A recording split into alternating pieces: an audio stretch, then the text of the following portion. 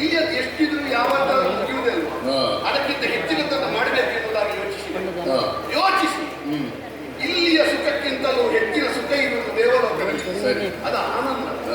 ಇಲ್ಲಿಯದ್ದಕ್ಕಿಂತ ಅದೆಷ್ಟೋ ಪಟ್ಟು ಹೆಚ್ಚಿನ ಆನಂದ ಇರುವಂತಹ ದೇವಲೋಕದ ಸುಖವನ್ನು ಪಡೆಯಬೇಕು ಅಂತ ಗುರುಗಳಲ್ಲಿ ಕೇಳಿದ್ರೆ ಸರಿಯಾದ ತಳಹದಿ ಬೇಕು ಮಗನೇ. ಪುಣ್ಯದ ತಳಹದಿಯ ಮೇಲೆ ಬಿಟ್ಟು ಆ ಸೌಧವನ್ನು 100 ಯಾಗ ಮಾಡಿದ್ದಾರೆ.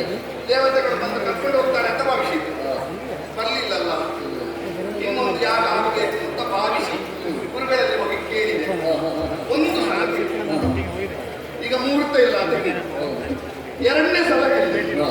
ಈಗ ನನಗೆ ಸಮಯ ಇಲ್ಲ ಅಂತ ಹೇಳಿ 3ನೇ ಸಲ ಕೇಳಿದೆ. ಕಾಲಿನಿಂದ ನೆತ್ತಿಯವರೆಗೆ ನೋಡಿದ್ರು ನಾಳೆ ಬೆರಳೋಕಕ್ಕೆ ಹೋಗ್ಬೇಕು ಅಂತ ಹೇಳಿ. ನಾನದು ಪ್ರಾಮಾಣಿಕವಾಗಿ ಹೇಳ್ತೇನೆ, ಯಾರು ಬೇಕಾದರೂ ಗುರುಗಳಾಗ್ಬೋದು. ಈ ಹೆಚ್ಚು ಬೇಡಿಕೆ ಇರುವವರು ಗುರುಗಳಾಗ್ಬೋದು. ಅವರಿಗೆ ಶಿಷ್ಯರಿಗೆ ಕಲಿಸಲಿಕ್ಕೆ ಹೊತ್ತೇ ಇಲ್ಲ. ಅವರಿಗೆ ಬೇರೆ ಕಾರ್ಯಕ್ರಮ ಇದ್ದವ ದೊಡ್ಡ ಗುರು ಆಗಬೇಕು. ದೊಡ್ಡ ಗುರು ಆಗಬೇಕು, ಬೇರೆ ಕಾರ್ಯಕ್ರಮ ಇರಬಾರ್ದು. ಇವರಿಗೆ ಕಾರ್ಯಕ್ರಮ ನನಗೆ ಕೊಡಲಿಕ್ಕೆ ಹೊತ್ತೇ ಇಲ್ಲ, ಇವರಿಗೆ ಬೇರೆ ಕಾರ್ಯಕ್ರಮ.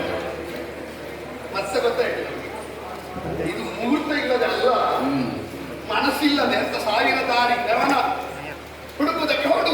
ಮನಸ್ಸಿಲ್ಲ ನಮಗೆ ಗೊತ್ತಾಗದಿರುವ ನಮ್ಮನ್ನು ತ್ರಿಶಂಕು ಅಂತ ಹೇಳಿದವರು ಎಷ್ಟು ದೇವಲೋಕಕ್ಕೆ ಇರಿಸುವಲ್ಲಿ ಪ್ರಯತ್ನ ಪಟ್ಟಾರು.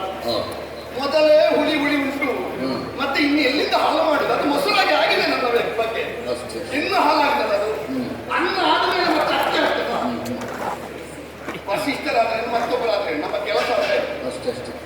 ಬೆಕ್ಕು ಮರದ್ದಾದ್ರೇನು ಮಣ್ಣಿದ್ದಾದ್ರೇನು ಇಲ್ಲಿ ಹಿಡಿದ್ರೆ ನಮಗೆ ವಸಿಷ್ಠರಾದ್ರೇನು ಅವರ ಮಕ್ಕಳಾದ್ರೇನು ವಾಸಿಷ್ಠರ ಯೋಗ್ಯತೆಯಲ್ಲಿ ಕಡಿಮೆ ಅಲ್ಲ. ಈಗ ಗುರುಗಳು ಈ ಲೋಕದಲ್ಲಿ ಇಲ್ಲ, ಎಲ್ಲಿಯೋ ಯಾಗಕ್ಕೆ ಹೋಗಿದ್ದಾರೆ.